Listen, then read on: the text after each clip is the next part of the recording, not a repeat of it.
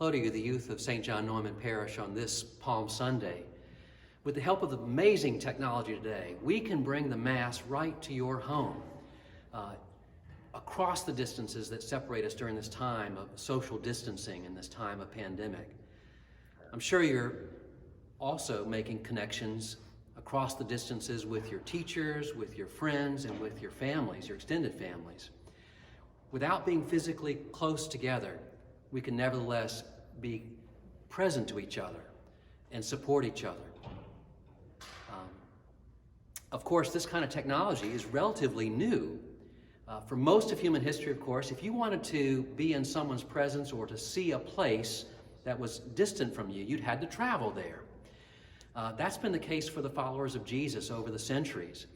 Christians wanted to see the land that Jesus had lived in and walked in so many centuries ago, and so they would go to the Holy Land, to Nazareth, to see where he grew up, to the Sea of Galilee where he preached, to the Mount of Olives where he prayed before his arrest, to the Temple Mount where he was found when he was only 12 years old by his parents, or where he also drove out the money changers, to the path that he would have walked to go from the place of his trial to the place of his death, in what came to be known as the Via Dolorosa, the Way of Sorrows, and of course then to the tomb where he rose from the dead.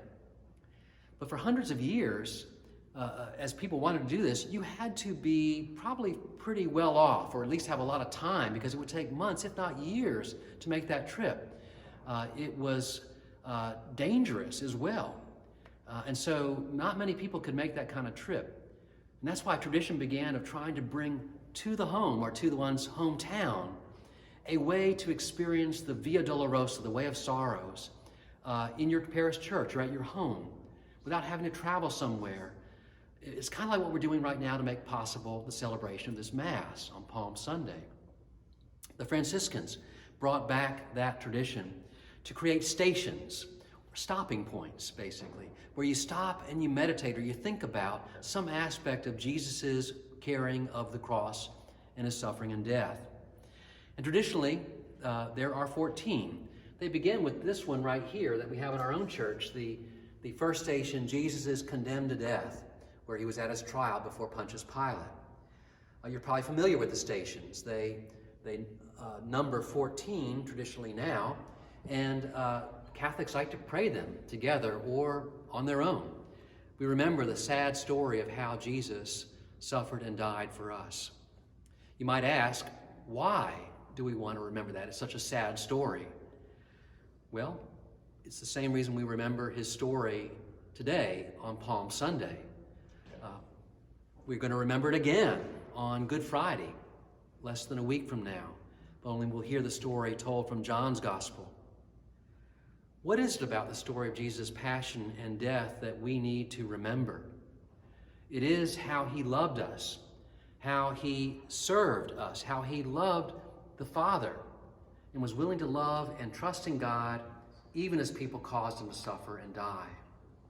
It's a lesson for us right now as we're suffering and experiencing the anxieties of our this time of pandemic, when we're worried for our family members, when we're worried for doctors and nurses and all the people who have this sickness around the world. Maybe we can follow Jesus in how he accepts the difficulties he suffered, but at the same time trust that God the Father was capable of bringing something good even out of that. Maybe your family can pray the stations this weekend or in the week ahead, especially on Good Friday. Perhaps in good weather, you might be able to go outdoors into the yard around your house to pray the stations. If you don't have any stations at home, if you've never created them, you can actually create some. Or you can simply just walk from place to place. As you remember Jesus' path on the Via Dolorosa, ask God to give you strength and to help you trust that all will be well. Most importantly, keep in mind that the story did not end with Jesus being put into the tomb, the 14th station.